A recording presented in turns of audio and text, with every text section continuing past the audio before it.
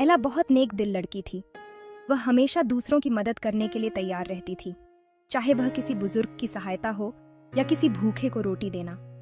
उसकी आवाज बहुत प्यारी थी।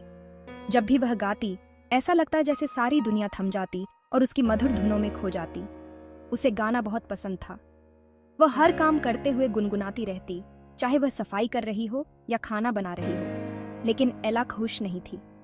उसके चेहरे पर हमेशा उदासी की छाया रहती थी, जैसे उसकी मुस्कान कहीं खो गई हो।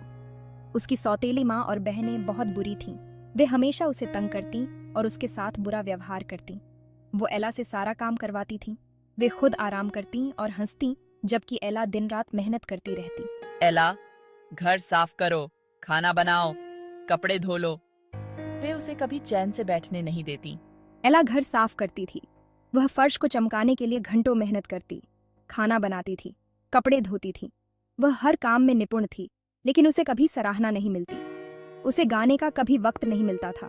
उसकी जिंदगी में इतनी जिम्मेदारियां थीं कि वह अपने शौक पूरे नहीं कर पाती। एला हमेशा थकी रहती थी। उसकी आंखों के नीचे काले घेरे और चेहरे पर थकान की लकीरें साफ दिखती थीं। लेकिन उसने कभी शिकायत नहीं की।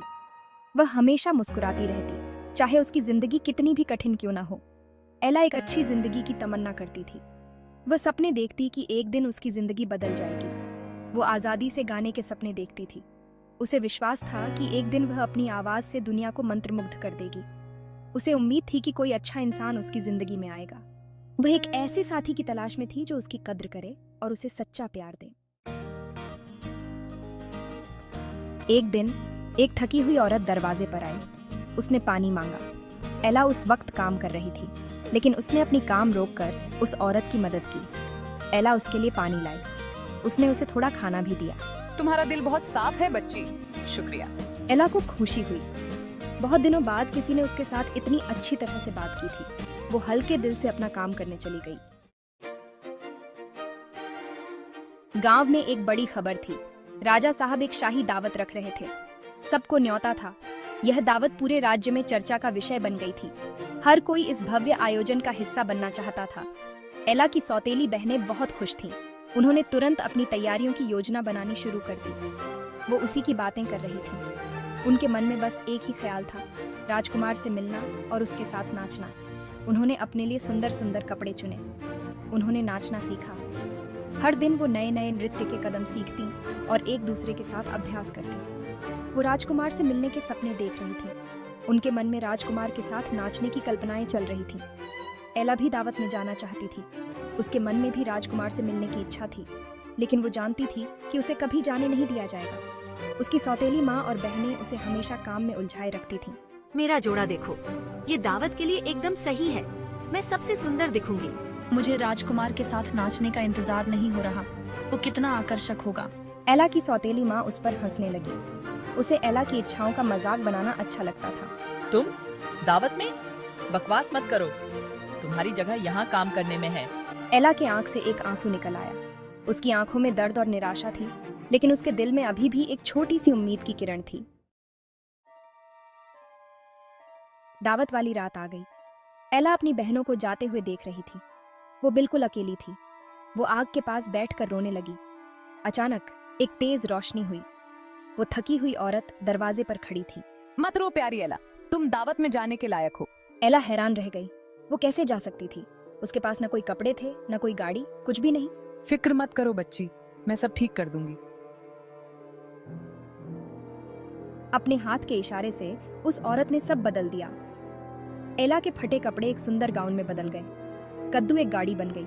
चूहे घोड़े बन गए। एला को अपनी आंखों पर यकीन नहीं हो रहा था। ये कैसे मुमकिन है? औरत हल्के से हंसी। जादू है मेरी प्यारी, अब जाओ और मजे करो। एला ने वादा किया कि वो आधी रात से पहले वापस आ जाएगी। वो गाड़ी में बैठ गई। घोड़े हिनहिनाते हुए महल की तरफ चल दी। एला दावत में जा रही थी। राजकुमार एला की आवाज सुनकर मंत्रमुग्ध हो गया। वो उससे नजरें नहीं हटा पा रहा था। वो पूरी रात नाचते रहे। उसने आज तक इतनी प्यारी लड़की नहीं देखी थी।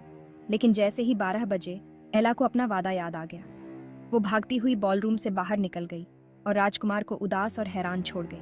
राजकुमार ने उस रहस्यमय गायिका को हर जगह ढूंढा। उसके पास बस एक ही सुराग था, एक कांच की जूती जो एला जल्दी में छोड़ गई थी।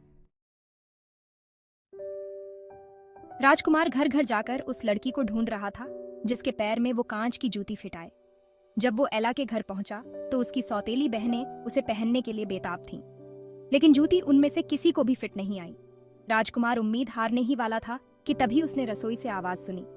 उसने उस आवाज को तुरंत पहचान लिया। ये तो वही थी। राजकुमार रसोई की तरफ भागा। वहां एला थी, फटे कपड़ों में एक प्यारा सा गाना गा रही थी। राजकुमार का दिल खुश हो गया। उसने उसे ढूंढ लिया था। एला ने वो कांच की जूती पहनी। वो बिल्कुल फिट बैठी। ये जूती उसकी पहचान का प्रतीक बन गई, जैसे यह उसकी किस्मत में लिखा था। एला का दिल खुशी से झूम उठा, क्योंकि उसे पता था कि उसकी जिंदगी अब बदलने वाली है। राजकुमार ने उसका हाथ थामा और झुककर बोला। उसकी आंखों में सच्चाई और प्यार की चमक थी जो एला के दिल को छू गई। तुम ही वो हो? राजकुमार के शब्दों में एक अजीब सी मिठास थी जो एला को एक सपने की तरह महसूस हो रही थी। क्या तुम मुझसे शादी करोगी? राजकुमार ने अपने घुटनों पर बैठकर एला से पूछा और उसके चेहरे पर एक प्यारी सी मुस्कान थी। एला को यकीन नहीं हो रहा था। उसकी आंखों में आंसू आ गए, क्योंकि यह पल उसकी कल्पना से भी परे था। वो एक कष्ट भरी जिंदगी से एक सपने जैसी जिंदगी में आ गई थी। उसकी साधारण सी जिंदगी अब एक राजकुमारी की तरह हो गई थी, और यह सब एक जूती की वजह से हुआ। उसने राजकुमार की आंखों में देखा और धीरे से बोली। उसकी आवाज में एक नरमाहट थी जो राजकुमार के दिल को छू गई। एला, हाँ। यह हाँ सिर्फ एक शब्द नहीं था, बल्कि एक नए जीवन की शुरुआत थी। एला और राजकुमार की शादी हो गई।